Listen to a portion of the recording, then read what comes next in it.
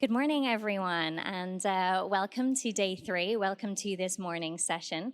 My name is Rebecca Root. I'm a journalist. I'm lucky enough to be based in this beautiful country. I'm based in Bangkok, and I cover global health among a variety of other development issues. And I am so excited to be here today and to be joining this wonderful panel of women for our Women of Impact session.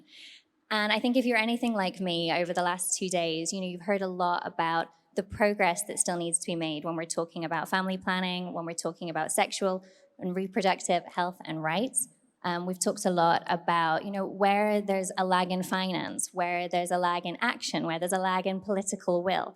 And what's great about this session today is that we get to take a little moment of motivation, of inspiration, and we're going to hear from these inspiring women about the work that they're doing in this space that is having an impact, that is making progress.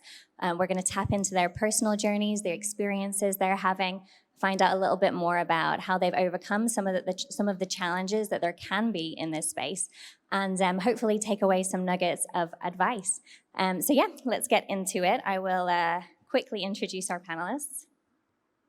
So right next to me, we've got Natalie Glebova.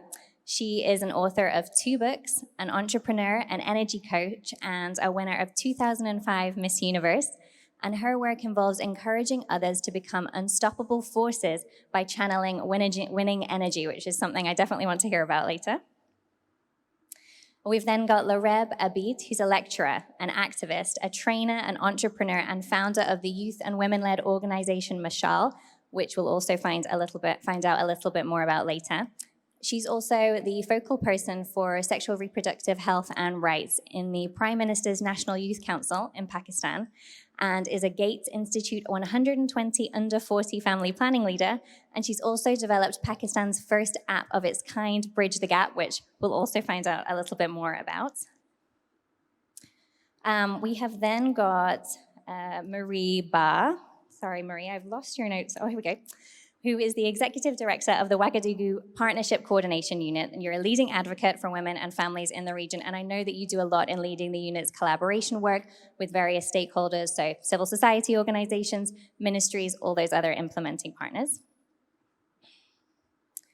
We've then got Bjørg Sandkjær, who's State Secretary of the Ministry of Foreign Affairs in Norway, and she has an extensive background in international development. She was previously the Deputy Leader of the Standing Committee on Health and Welfare of Oslo City Council. She's also held various roles with the Norwegian Agency for Development Cooperation, with Gavi, with the United Nations Economic Commission for Africa, and the Church of Norway. And last but not least, Claire Mathunzi, who is currently the Deputy Executive Director for Advocacy in the Advocacy Accelerator, but is transitioning to CARE USA's Associate Vice President of Gender Justice. Congratulations. And she focuses on women's rights and gender equality. Her previous roles include being the Global Technical Advisor on Gender and Gender-Based Violence for the International HIV and AIDS Alliance. She's a founding member of the African Women's Rights Collective, was the co-chair of UK's DFID PPA Learning Group on Gender, was on the steering committee for Women for the Global Fund, and is chairperson of Access Chapter 2. Whew, what a lot of accolades. Well, thank you all so much for being here today, and it's an absolute honor to be here and to listen to your stories. So, Natalie, I want to come to you first. I could ask you a ton of questions about Miss Universe in general and your experience, but what I really want to know is how you're using that very unique platform to shine a light on some of the issues that we've been talking about here over the last few days. Sure, thanks, Rebecca. Of course, Miss Universe is a global platform for women all around the world to speak about what's important to them. It's a wonderful way for young women to have a platform to voice their opinions, to bring out issues that are relevant in their communities and their countries. And as the winner of Miss Universe, I was lucky enough to be exposed to some of the world's most pressing issues. So every title holder has had the opportunity to speak about one of the most important issues globally. And in my year, it was actually HIV and AIDS awareness. So as a title holder, I got a privilege to go to India, to South Africa, to Russia, to Brazil, to some of these places where really the pandemic of HIV and AIDS really poses a massive problem. And what I really learned throughout my journey is that it's so important to give young people that awareness, to give them the education and give them an understanding of what is this all about, how do they prevent, how do they protect themselves, how do they use the contraceptive methods as well as protecting themselves from the virus. And so it's really important to just have those platforms for all the women in the pageants to be able to speak from their personal experiences, because I got to see it firsthand in all of those countries, and it was really nice for me to be able to see it and understand it, to then speak about it. And now, as someone who's turned to be an author, I'm also using my platform to speak about these important issues, such as how to understand your body, especially for women, how to love your body, how to respect your body, and how to stop feeling guilt when it comes to your own body. And so using my platform as a public figure, obviously having a social media following, I'm able to reach out to many people to tell them it's okay to understand yourself and it's okay to explore yourself and so on. Great. Well, you mentioned your social media following. I'm not going to lie, I did stalk you on Instagram. I saw that you do, in fact, have a huge following, and so do many other Miss Universes. So as you say, it is this great platform. You do have the ability to reach so many people. With that in mind, do you think there's more of a formal role that Miss Universes could be playing when it comes to advocating for issues such as family planning? You mentioned HIV, AIDS, and other issues. Sure, and I think that we need to let go of the stigma associated with how much we can talk about these things on social media. Of course, we don't want to be graphic, we don't want to be offensive to anybody, but on social media, people are looking up to us as title holders to see how much can we be vulnerable to talk about our own experiences. And so through my books and through the social media, I'm hoping to shed a little bit of light on what is menstruation, right? What is true self-love when it comes to understanding and loving your body. And I think every former Miss Universe or current title holder or any woman who's competing on a pageant has that ability and that power to talk about her own issues when it comes to, when did she get her first period? How did the family react? How did it affect the relationship with her boyfriend, for example? If I can talk about from a personal experience, I actually had a friend who told me that her boyfriend didn't want to have sex with her during her period because he thought that he could get some kind of infection from it. And this is coming from a person who I would think would be very knowledgeable. He was a little bit older, but there's still so much misinformation and so many myths surrounding periods. And women who think that they are somehow impure or unclean because of that, we need to bust those myths 100%, because once you realize what it is, you realize that it's a beautiful natural process and you start to love yourself much more for it instead of feeling like you're not good enough, like you're not worthy enough of love, right? And so it's really important to be able to speak about these things. And for instance, I'm writing about that very scenario in my book, and I'm hoping to talk about that on social media as well, and maybe encourage young women to talk about what was it like when you first got your period. And obviously this panel is called Women of Impact. Do you feel like you are having an impact? Definitely, of course, as someone who is in a position right here with all of these incredible women, so accomplished and so wonderful, sitting on the stage, speaking about these important issues, I do believe that I have that impact to be able to encourage people to learn more, to understand themselves more, and to feel less guilt. Yeah. Great, thank you. And yeah, absolutely. Deserves a round of applause. Lareb, I want to come to you. You have accomplished so much, as Natalie said, everybody here on this panel has, but you've got Mathal, the organization, you've got this new app. Tell me about them both and the impact that they're having. Okay, thank you everyone, and thank you for the lovely introduction. I actually founded Mushal back in 2014, a society where the independence of women is usually limited to the four walls of a home. I really wanted to empower women. So little did I know that after founding Mushal, few years later, I would receive a call from my friend. She was a close friend, and she said, Lareb, can you connect me to a gynecologist? I really wanted to know about the contraceptive methods. I was taken aback. Why? Because she was educated. Why? Because she had two kids already. So my first question to her, because she was a friend, was, why you didn't go to the hospital beforehand? And why you don't have that information while you have two kids?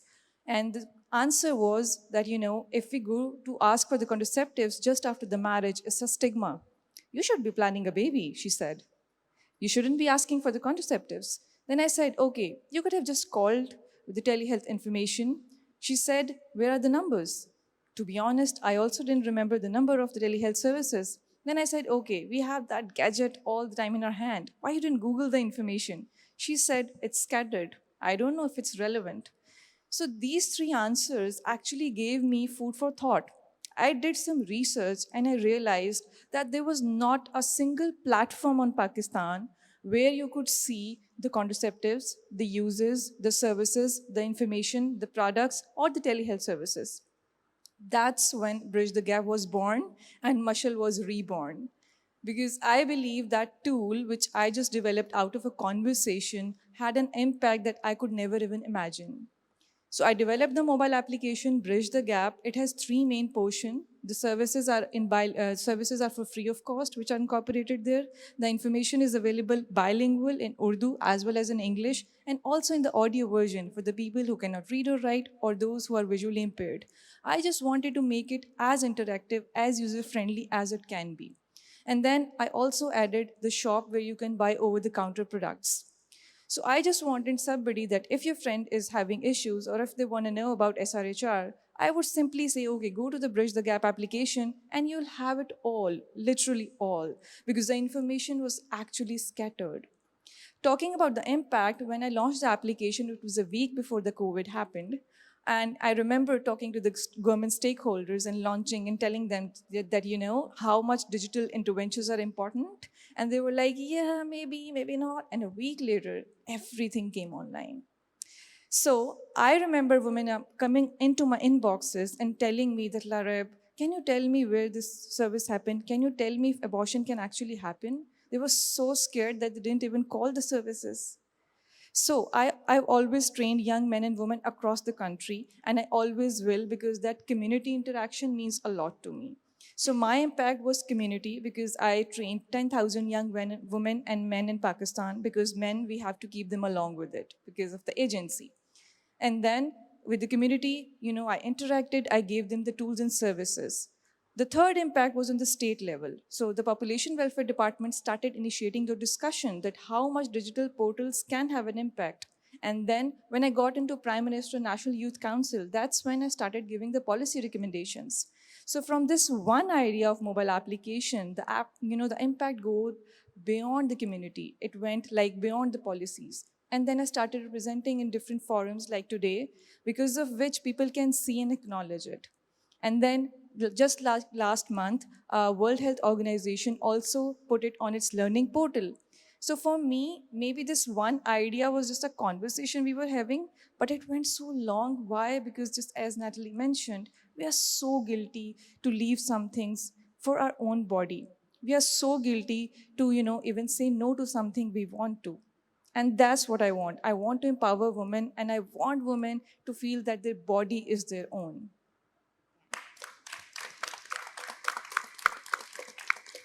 And congratulations about it getting picked up on the WHO Learning Portal. I want to dig into that a little bit more and find out what kind of doors that will open for you and what it will mean in terms of scalability for the application.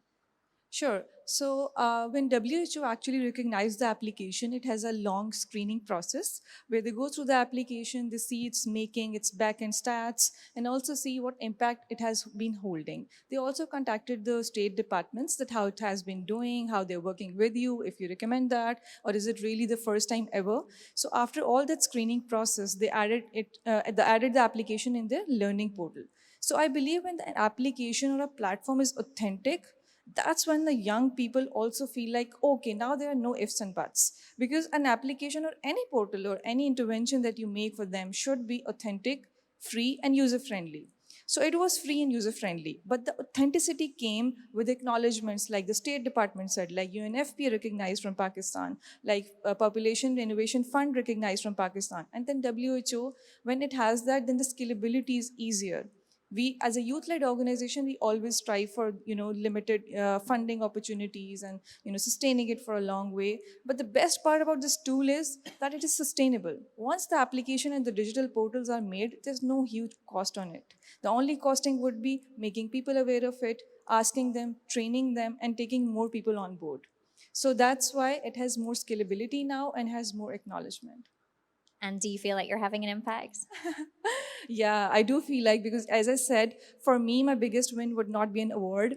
For me, my biggest win would be that even if a single person changes mind or is able to have that information that she or he really wanted, that would be a big win for me. And when women came to my inbox, even if they are not in the public, and they told me that, yes, Lareb, okay, can I suggest this to my friend who's getting married? When a woman came to me, Lareb, I have 2 kids, and I know I don't want to blame them, but my life has been something which I never wanted because I was not ready. Can I join hands with you? I still have those messages. I just feel like maybe I want to show them, but I know they're very close to my heart. And for me, that's an impact. Thank you. And Marie, over to you. I know that the partnership has had a really big presence here. Seen it in the exhibition hall. You've had plenty of speakers on stages and stuff. But for people that aren't familiar with the work that you do, what can you tell us? Sure. So the Ouagadougou partnership started about 11 years ago, in 2011, from this with the objective of repositioning family planning in Francophone West Africa. And the premises was that this is a region where you had some of the worst indicators in terms of maternal and child health, in terms of contraceptive prevalence rate, so use of contraception, and knowing that family planning reduces maternal and child mortality by 30%. And so a group of donors and these 9 West African Francophone countries came together to see how to, 1, reposition family planning, and then 2, accelerate some of the progress that we started seeing. And we're very proud and very honored because it's been very successful up until this point. We've started seeing a plateau because we've reached out to a lot of women. And so our main objective is to bring in additional women users of modern contraception. So our objective was about 1 million for the first phase and then 2.2 million additional. We were able to surpass that and get to almost 4 million. And our objective for 2030 is to bring in 6.5 additional women users of modern methods of contraception. It's amazing. Yeah. And what about your own personal journey? How did you get into this sector and this type of work? So it was almost by accident. I was born and raised in Senegal and studied in the US. And when it came time to look for employment, obviously I was interested in anything international development because of where I was coming from. And that's where I knew that I needed to be passionate about my work, and international development is really what I was interested in. And I ended up applying for a position at Population Services International at the time, and dealing with some of these issues, and then being able to travel also in the field. It's very different when you grow up in a place and then when you travel there to actually go see projects in health centers. And I think what I saw was I wouldn't say traumatic, but was one more reason where I thought I knew this was exactly the niche that I wanted to work on, and being able to have an impact on women.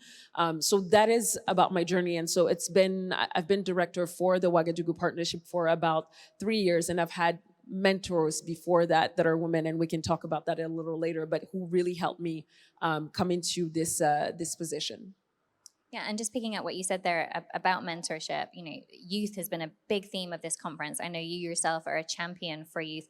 How does the partnership engage with young people and make sure that they are really at the table when it comes to some of this action, some of these decisions? One of the main stakeholders in the partnership, so you have the group of donors, or as resource partners, someone has pointed, maybe in this new realm of decolonizing global health, we should call them resource partners. And you have the 9 countries and working with the government, but one major stakeholder is civil society. And so in the beginning, they've been involved since the premises of the partnership. And I think the idea, and we thought that organically youth being part of civil society would have a voice. And that didn't come as naturally as we thought it would. So we had to diligently, being intentional, starting in 2015, 2016, really bringing out voices from the youth. So really separating civil society and youth, and then trying to bring them together later on. But we really wanted to make sure that youth weren't just completely overwhelmed by the civil society. And so we developed a strategy that is specifically geared towards youth, not only for youth as agents of change, because we tended to look at them up until a certain point as just beneficiaries. So we needed to go to health centers and they needed to have quality access, but it's not just about that. It's also about how they're able to influence policies. So giving them the tools and the means to actually sit around the table, to be able to have a conversation, a discussion, and a discourse with policymakers, to be able to handle their own and have arguments, also have evidence in hand about disaggregated data for youth, about the use of contraception, about their access to family planning services, and so their employability as well. That is one comment that we heard very much from youth when we were doing this consultation in 2017, 2018, is that a lot of them felt like they were being used in terms of writing messages, and then coming to conferences, being able to be advocates, and then going back home and then not hearing from these organizations anymore. And that's really a model that we want to step away from. So to us, one way to do that is to ensure they're employable after they do all of these conference gigs, or that they're able to attend certain trainings, that we don't lose them to other.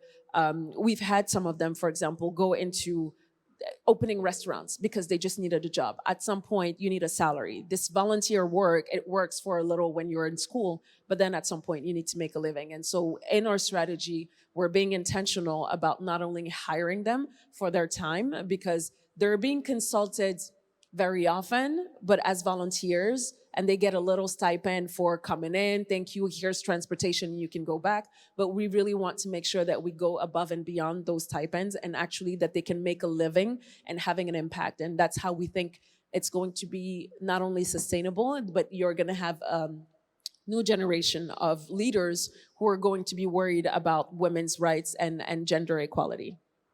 No, I love that. I think that too often it's just about that tokenistic inclusion with very little follow through. So it's great to hear that your organization is thinking about how to kind of create those partnerships far after a conference like this. So that's amazing. Do you feel like you're having an impact? I do. It depends on the days. There are days where you feel overwhelmed with all the bureaucracy, but to be honest and to be fair, anytime people ask me what I'm doing, when I speak with people who are in the field, it's very different than when people outside are asking me questions about what I do. And again, it's going back to these field trips that we were having in health centers in urban areas, but also in rural areas, where you would have 16, 17-year-olds pregnant with a small baby, on her arm, and a toddler just following her around, and just seeing how overwhelmed she was being in the health center, coming for visits, and just knowing that you can have an impact on that person, her family, and then her entire community. Because if she's able to not only space those births, but choose when and how and where to get pregnant, then she has more opportunities, economic opportunities. And that's something I really want to be able to pass on, because I feel like I've been fortunate enough and privileged enough not only to be able to have an education. My father was adamant that, especially for his daughters, my brother, he wasn't as worried that he was going to make it, but his daughters, my sister and I, he really wanted to make sure that we had the proper education. My sister, for example, couldn't get married until she got not only her master's degree, but then got a paying job where she would be in a relationship and she would be independent. So I felt like I was privileged enough to have that, and again, to have mentors. And it's funny enough that my 3 mentors have been women, very tough women. And so I think that's how I got to this point. And the biggest impact I think I can have is to pay it forward to young women and young girls, and be in a world where they can also have opportunities, whether they're in a remote village or whether they're in a big city. And having access to contraception, I think, is one of the major and the best ways for them to have access to those opportunities. And I just want to pick up there what you said about mentorship, because I feel like that is a term that is bandied about often in this sector with the best meaning. You know, everybody wants to be a mentor and have a mentor, but sometimes that doesn't actually translate into practical steps. What do you do to make sure that you are being an effective mentor and paying it forward in that way? Just because there might be people here that want to do that but don't have the guidance on how to do it practically. And I think that's it's to me, it's about sorority, and I think that's, especially in Francophone West Africa, that's something we're not as organized as we should be. I've been in other symposium from like Southern Africa, where they're a lot more organized and have a lot more forums for pairing these sorts of opportunities of mentee and mentors. So for now, how we've been doing it is more so in the work realm that we are in. So even within our office, making sure that we're coaching the young leaders and the OPC youth leads that are in our office. I think most of you saw Ren, who was at the opening ceremony and gave this very vibrant speech. So it's been within work and not so much, and I think that's what's missing, because there's mentorship and guidance when it comes to work, but also personal life. I think there's so many questions about leadership that young women have that we're not doing well enough. But for now, I've been making sure that anytime I've had an opportunity to mentor one-on-one, whether it's about presence, about how you speak, about how you carry yourself, coming in on time, and all these leadership skills that are soft skills that you're not taught. You go to school and you get educated and you know how to make a PowerPoint and you know how to make certain points come across, but there's so much more when it comes to leadership, and that's really where I want to put the focus in the relationship that I have with some of my mentees. Great, thank you for sharing that. And Bureau, coming to you, you're coming to this panel from a slightly different background. You're, as a governmental role, you're potentially at some of these tables where decisions are being made. You have some of that power. How are you using it to advance family planning and access to sexual health and reproductive services? It's true, and it's interesting to come from a place of activism to then having that seat at the table. We try to use it, being in politics and governance is a process, right? There's a long, long story behind every decision that's made. There are a lot of checks and balances. There are negotiations, and there may be tough negotiations sometimes about how to set priorities. So I think I was asked to come into this role that I have now because of my background in global health and because of my strong passion and commitment to sexual and reproductive health and rights. And so I was asked to be there and to push and to be that, I think, strong voice together with other colleagues in government to make sure, for example, that Norway remains a strong voice for women's rights, for people's sexual reproductive health and rights. How do we use it? We try to be present in arenas and discussions and meeting places like this, which are the global stages where we meet in conferences, but we also need to be present as Norway at the country level, in UN spaces. I've talked a lot during this conference about the anti-rights movement.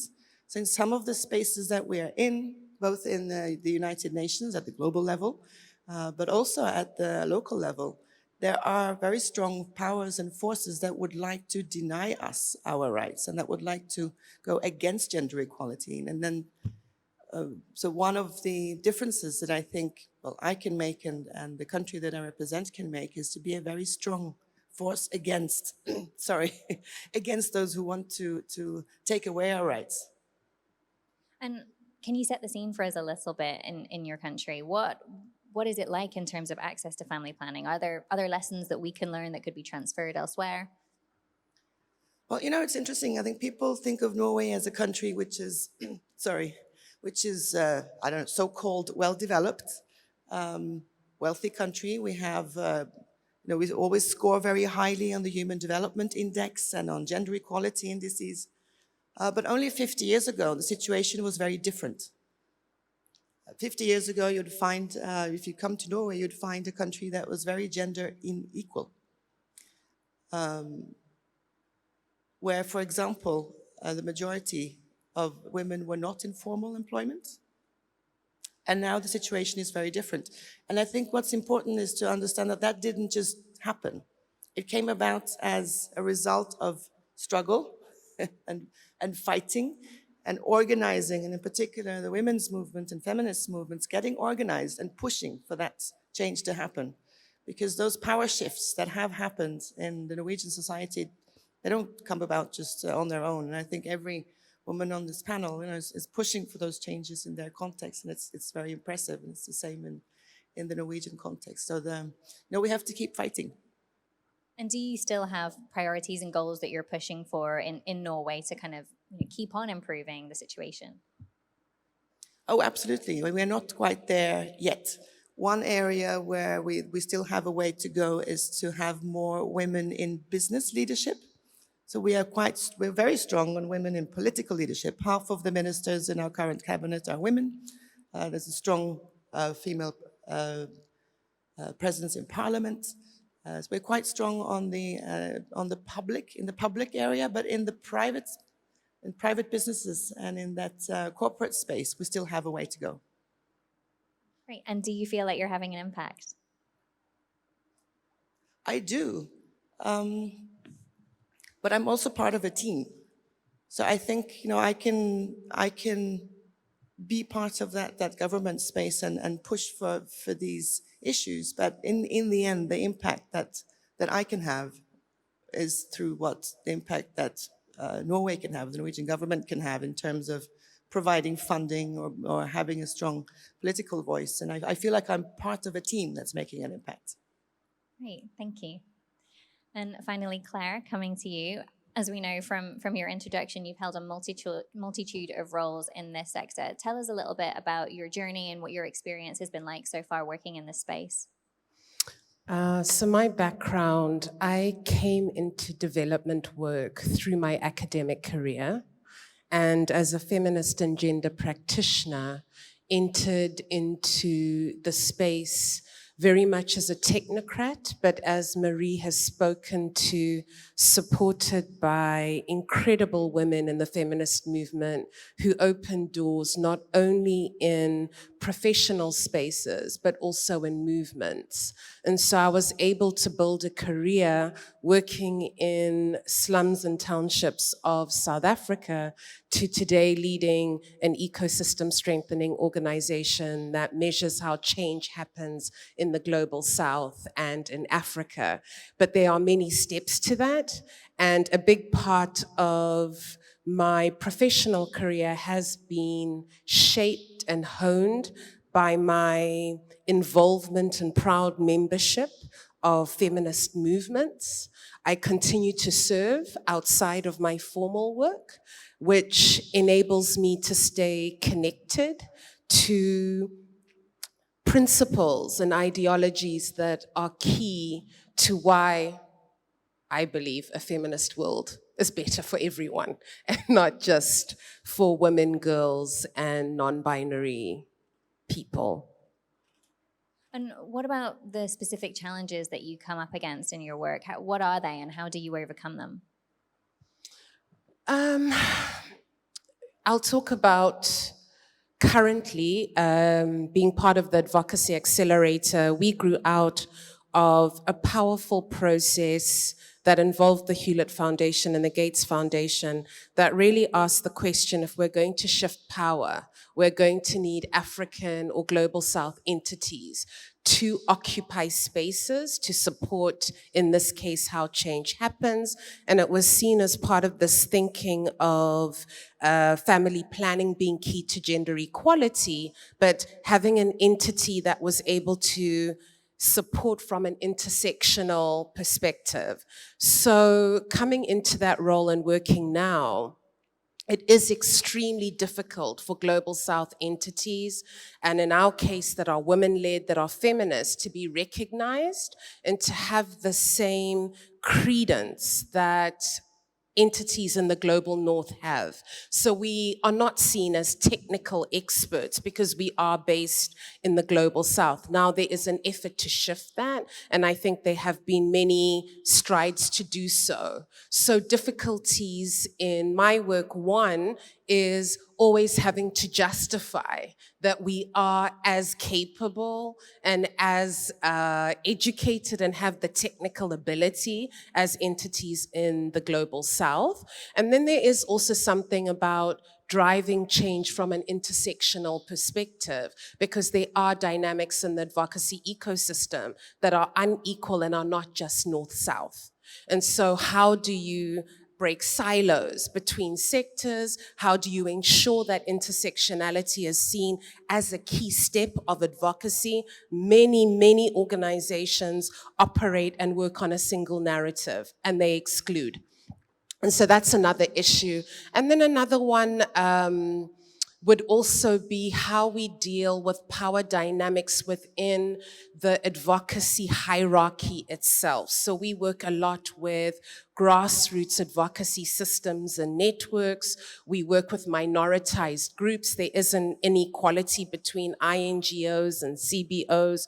And how do we get to a place where there's an understanding of movement coverage and inclusion? So being in the front lines of having an extremely aspirational and powerful mission and vision about driving locally driven advocacy comes with dealing with the dynamics of a development system that works in a colonial framework, as well as being a key pillar of neo-capitalism and the way the global economic system works. So also dealing with facts of strategic interests trumping human rights, and always having to navigate that. So those would be big challenges we face, and I face at the moment. Yeah, thank you for sharing. And I think it's interesting what you're saying, because you talk about breaking down these silos, shifting the power. Localization is such a big topic, and you come to conferences and spaces like this, and everybody is talking about it. But do you see that situation getting any better? Is that shift of power happening, and that kind of, putting the power more into these locally led advocacy groups? I would say yes and no. On the no side, 80% of writing on decolonization comes from the global north, 20% comes from the global south. If you see the gatherings and the conversations, there's very little representation and involvement of the global south. So I think there is something that we need to do about inclusion and participation in the discussions. And for me, taking it a step further, and it was said at a session, a pre-conference we did on shifting power, that it's not about only the global south or only the global north, it's an and. And it's about what is a development system, and if that is even the right word, what is it that the world needs in light of where we have come from and in light of this anti-gender movement we see, because there are power organizes differently, and it has, and we see new neoconservative alliances across the world. How do we tackle that? And is it, what is that system? So taking it a bit further, on the yes, incredible allies in the global north and in the global south. As civil society, we tend to put a lot of pressure on the one person we know within a development agency and think they can shift an entire institution. But we are in spaces, we are having conversations. There are shifts in funding models which are driven by an understanding within key power holders within the system we're trying to shift and change. So we've got a long way to go, and it's more than having these words at conferences, or I deeply believe having a statement where people sign on.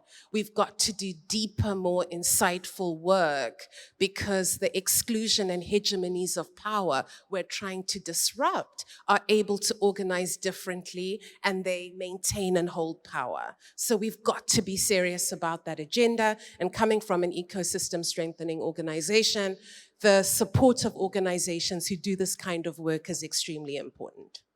And given the work you do you feel like you're having an impact in this arena? When I was invited to the panel and I saw that word, I struggled as an African feminist to think, so am I having impact? And listening to these wonderful voices on the panel, I feel yes, but I feel yes because of what I'm able to do in my professional life, and then also my service. I serve on African feminist and South feminist boards. I believe in strong African feminist institutions. I believe that the agenda for African women's rights needs to be set in Africa and not in offices in the global north. And being part of those processes, I would say yes. And then being part of the leadership of a feminist organization, the principles and what we've brought to advocacy, the non-negotiable of intersectionality, I would cautiously say yes, but constantly reflecting on that.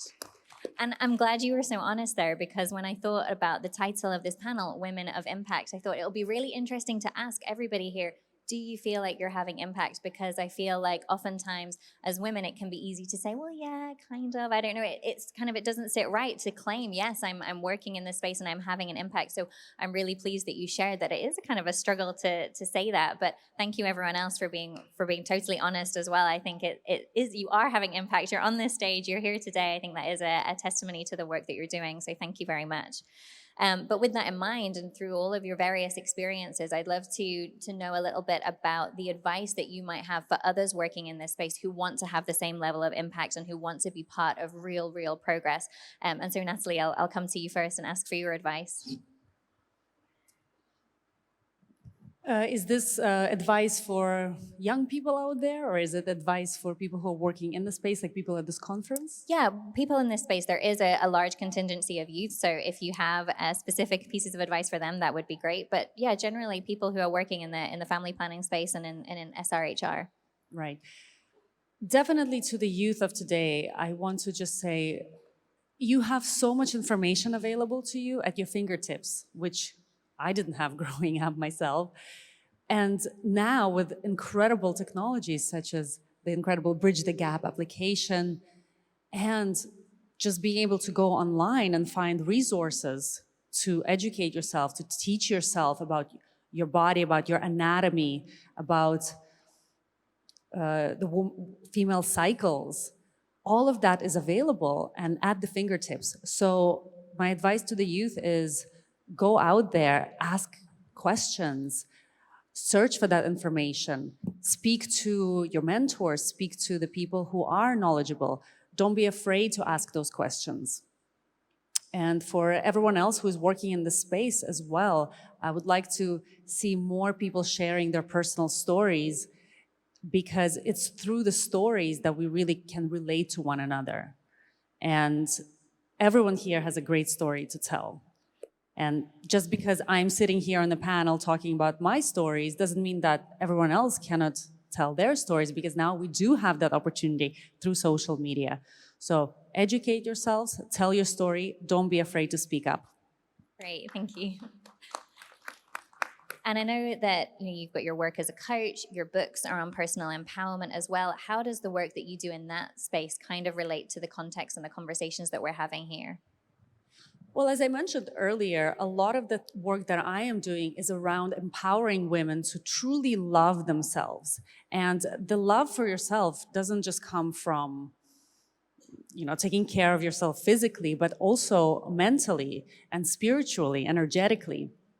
And what I really try to get all of my clients and all of the women that I work with to understand is that self-love really happens from self-awareness, self-care, and self-development. So these are the three pillars of self-love. And how it relates is just, again, awareness, right? Understanding yourself, understanding your own body, understanding your own cycles, and even learning. We were having a conversation earlier. I was saying that one of the women that works for me, she didn't understand why she was having a period. She didn't understand what was happening, and she thought that it was something unpure and unnatural. And she didn't understand how it relates to actually reproductive organs. And in fact, she comes from a very small village in Nepal, and in her family, in her community, in the culture, a woman who just gets her first menstruation needs to spend that period of time outside of the house, and men are not allowed to touch her. So brothers, fathers, they're not allowed to touch her. And so she felt really bad about herself. She felt unworthy. She felt like she was not really loved. And when I told her that, do you actually even understand what is happening in your body when you're menstruating? She said, no, I don't understand. I don't know why it's there, why I'm having it. And when I explained it to her, that sense of empowerment that she got to understand that, oh, it's because I can actually have children. That was that incredible moment of realization and incredible moment of self-awareness that will then lead to self-love. So this is the kind of work that I do, and I'm writing about that in my books, and I'm hoping that as more people read the stories that I'm sharing through my blogs and through my books, they will start to understand that how beautiful they are and how important they are, and how wonderful it is to be empowered by knowledge and by that self-love. Absolutely, it's that knowledge is power dynamic. So absolutely, thank you. And Lareb, I want to come to you and ask specifically your advice for young women, because you've achieved so much at such a young age. And I know not everybody, well, some people might be sitting here thinking, I can't start an app, I can't start an organization. So what would your advice be for them? So for that answer, I would like to share an incident. So I was at a marginalized community and I was training young women. So one of them came up to me and she said, can I take a picture of yours? Because I want to show this to my parents that, you know, there is a woman who is representing us abroad. She is studying abroad. So it's fine for us too. You know, that gave me goosebumps, because I do know that a lot of women who have the talent yet cannot go abroad, they yet cannot study just because of the stigmas. So I said yes, and she asked me how, you know, and that's why we need more women leaders as an example for them to show. So she also asked me, how should I convince them to, you know, let me work and, you know, let me put on my ideas and work in my professional life as well. And one thing I told her, that you can continue showing them the examples, you can continue convincing them, showing them the positive side of it. But one thing that's for sure is going to happen, that the change that you can for sure make is to bring a change in your future generation. If you can maybe do that things for your kids that you were not yourself unable to do, even after all these efforts, that is something you can do, because I have seen that cycle that keeps going on and on. People know what's wrong, but you know, those norms are so much normalized that we need to break that chain. That is really important for all the young women out there, especially in those societies where people tell us that you need to learn cooking and you just want to get married and have kids and that's your life and this is how you're supposed to be living. My message to them is to just be yourself, just do what you want to do, because even my grandmom asked my mom to leave all the property rights to not to study. But she was the one who started that chain, and that chain has came on me, which had a greater impact. So I believe that if you continue doing that, the impact is huge. So just be yourself, just keep on going, and do work on the ideas that you have. Never feel like there's a small idea. I remember that when I started working, of course, it was just out of the conversation. So to be honest, I didn't know it will go this long.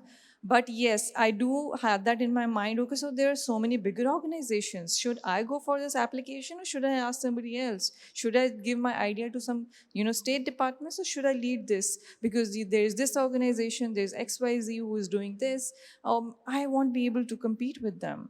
But today, when I have this mark, and this is the only application which is recognized and is at the state level, and people are replicating in terms of its idea on the state level, I believe anything can happen. So a small idea can be a game changer. The only point is just to keep going. There would be so many hurdles, there would be so many taboos, there would be so many stigmas on you. But then let people say they are not paying your bills. Thank you. Great, thank you. I did say this session would be motivating, and I think that's the perfect example right there of a bit of motivation, so thank you.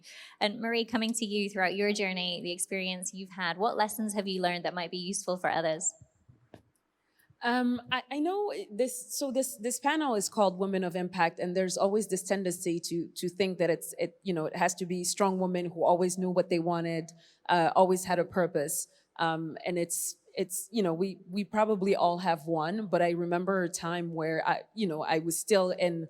I had already graduated high school. I was in college. I was studying economics. I did not like it. I did not know what to do with my life. And so it's just my piece of advice would be to take the time to figure out, to have conversations with as many people as possible. And then the other piece of advice is, as women, we tend to think that to have this gender lens, you need to be working in SRHR, in women's rights, in gender equity, gender justice. But I think if we try to apply this gender lens to absolutely everything we do in our professional life, or in our personal life, it makes such a small impact that can grow and grow. And so that would be my piece of advice, to just never discount the power of impact when we apply a gender lens. It also changes our communities. We tend to think of communities as rural areas, and that's not the case. Even within our environment, I think there's so much change we can bring about just thinking about applying this gender lens to almost anything we do. So it's my two pieces of advice would be that it's not, being this strong women, advocates doesn't come always naturally. So to take the time to figure that out and figure out the niche, and then also being able to be agents of change in our own environments and our own communities. Yeah, absolutely. Thank you for sharing. And Björk, what about yourself? Because again, like I mentioned, you've got this, different role to ones that you've previously had. Do you have any advice there for where you've managed to have that impact and how you've navigated that journey? Yes, thanks. And listening to the other examples here is very inspiring. And what Marie said just resonated with my experience. So I sort of fell into the world of sexual and reproductive health and rights because I, by accident, chance and luck, became a youth delegate at the ICPD in Cairo in '94 for the World Council of Churches. I was I was active in my church. There was this application form that was circulated to apply to become a youth delegate.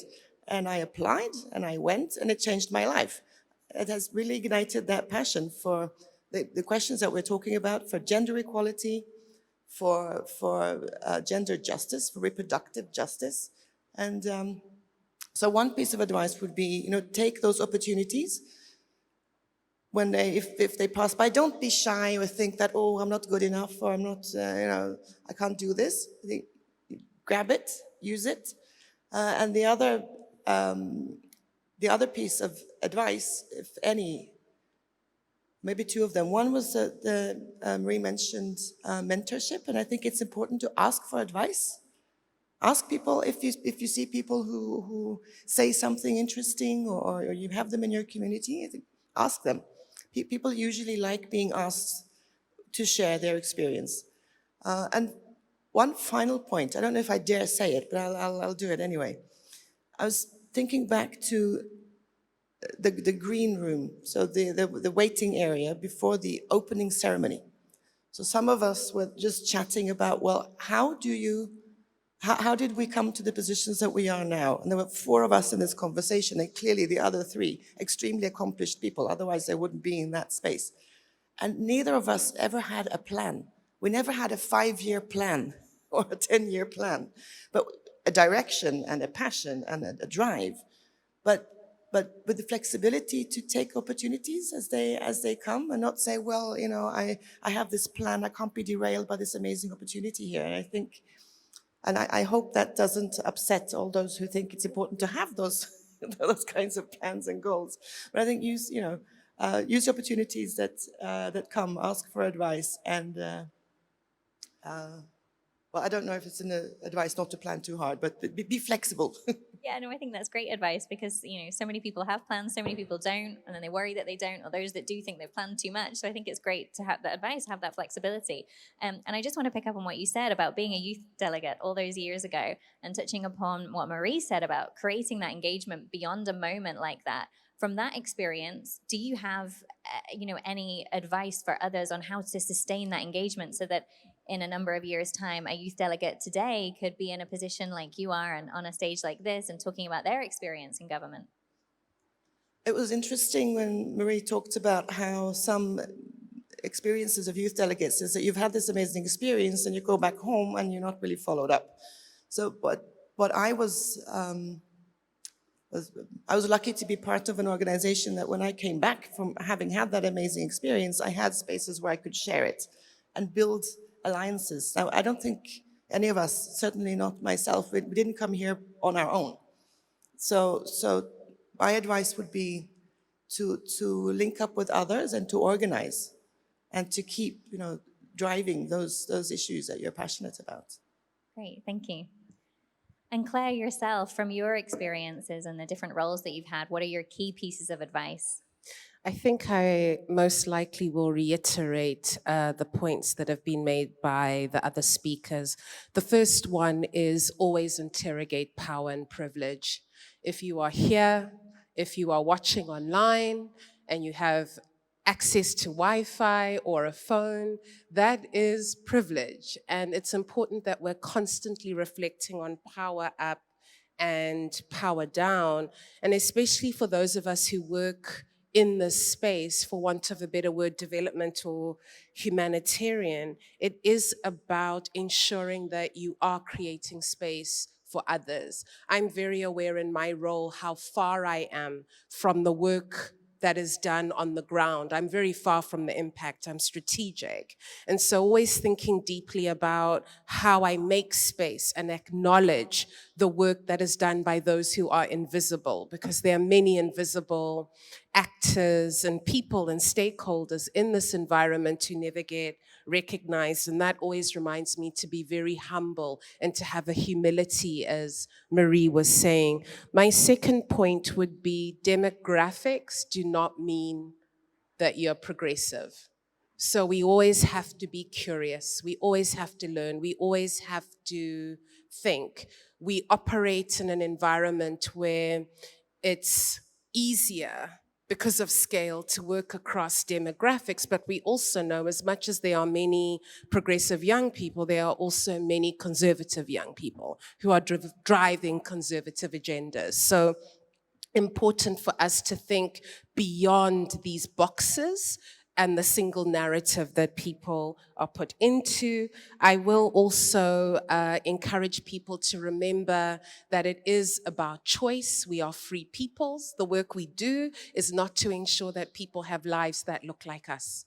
It's about lives that they know that they want for themselves, and they're the best people to articulate what it is that is best for them. And lastly, or second, is that we need to be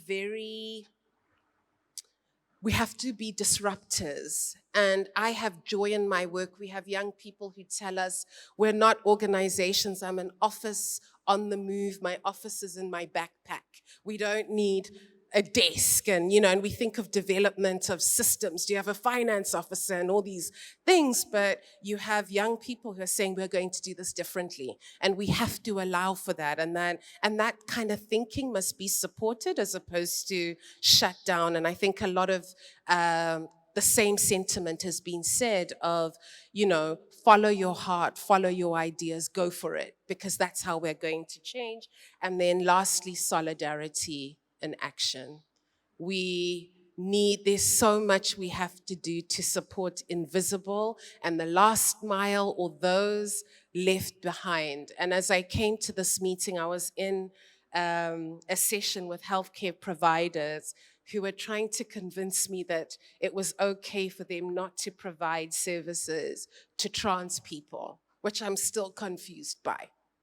But coming from advocacy, and you talked about the anti-rights movement, we don't use that word because they are advocating for what they see as their rights. And we have to use all tactics that are available to us, and they've been effective. So what is it that they're doing that we need to do more of? Because we're holding space. So, solidarity and understanding other issues, bringing an intersectional lens to what we do, expanding it beyond the square that we are in is really critical. And those would be my points of advice. Thank you very much. Yeah, all great ones. I hope someone's written theirs all down. But finally, I want to ask Natalie, having heard all of our panelists, what they've had to say, what would be your key message or your key takeaway for people at this conference today? I think that already everyone who's here is doing their part, and they should be very proud of themselves for contributing to this wonderful global movement that we're having. And as the world gets more diverse and inclusive and tolerant, I think that we are all here to be the voices of that diversity. And just wanted to say a big congratulations to everybody who's here doing their part. And thank you for all the work that you do. Thank you. And Lareb, what about for you? Is there something that you're taking home or something new or different that you've learned while you've been here the last few days? So last week has been an amazing journey. I was here for the training of trainers by Gates Institute, because I'm the leader for Gates Institute as well. I think I learned a lot even when I'm training. I learn a lot when I am in the panel from the co-panelists. I learn a lot when I'm networking them, even if it's the exhibition area. So for me, it's always something that I take back home, the application idea, although it came from my friend. But I remember when I attended ICFP 2018, I was going from booth to booth, and that was also something that was getting in my mind, right? So when I had that conversation, maybe this also played a huge role.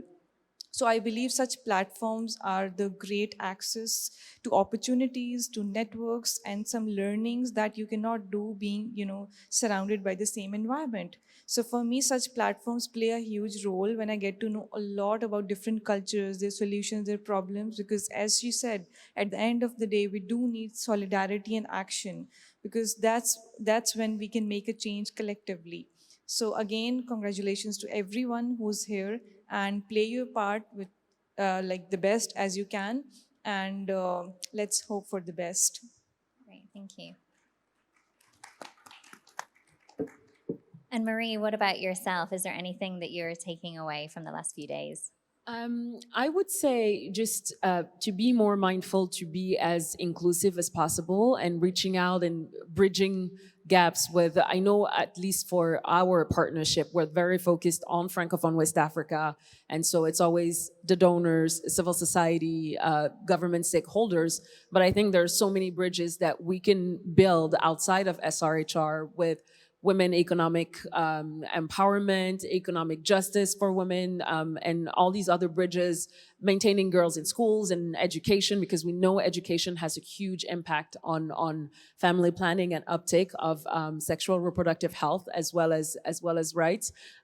So my main takeaway would be for us as a partnership to build those bridges and be able to reach out to those other partnerships who are doing incredible work and that have, whether they intend or not, an impact on sexual reproductive health and rights. And can I just ask, as someone who's been in this space for a little while, do you ever feel demotivated given the challenging nature of the work? And if you do, how do you kind of pick yourself up again and kind of apply yourself? I think the last time that has happened is it usually happens to me when we're dealing with this agenda of decolonizing global health. Like I said, I was born and raised in Senegal and then studied in the US, got my first job working in the US and working on those family planning issues. And just seeing the power dynamics at times was just so demotivating. It really felt like a big business. And at times I still feel that way, to be honest, a lot less than I used to. And I remember having conversations with my sister who was working at USAID at the time and my cousins who were working in international organizations. So I feel when I've been confronted with those obstacles is when I've been the most demotivated. But again, anytime you go back to the source and anytime you go back to the field and actually see the impact, even though you feel like we could be much more productive and effective in terms of the impact that we have. But I think we also have to accept and understand that it's a journey. And that it's actually going to take time to get to that point where we are as effective as we want to be, and that there's equal footing for the global north, the global south. I never know if that's how we're supposed to. I've heard not to use global south, not to use sub-Saharan Africa. So it's this whole dialogue and dynamic, but those are usually when I've felt the most demotivated. But I just, even having these conversations, because I don't think we were having them 5-10 years ago. So it's a step in the right direction to start with those conversations. And as Claire has said, it's still 80% of the global north having those conversations versus 20%. So it's still not the right balance that we want, but at least having started those conversations, that journey, and then trying to turn that into action, I think is another source of motivation for me to be in this field. Great, thank you. And Björg, as a woman of impact, what's your call to action? Those words, solidarity in action, really stuck with me. So, as well as those conversations that we've been having about partnerships. Now, coming from that traditional, donor role, it is important that we interrogate the roles that we have and how we construct our partnerships. I believe it's important that we have those partnerships. It's incredibly inspiring to be here and to experience that partnership with everyone that's here, but also to go to discuss some of the challenges that we see at the global level with the pushback, and then go to communities and see that people find those creative solutions. So I think we all have to, everyone here is in a position of power, and it is important. And you mentioned humility, Marie, and Claire has been talking about this as well, that we need to always remember the communities that we try to partner with to achieve that justice that we are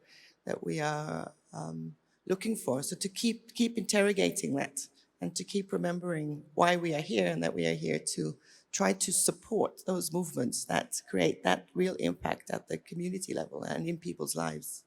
And how do you stay motivated when things can be challenging? Things can certainly be challenging. Sometimes, a challenge can motivate even more because it makes you angry.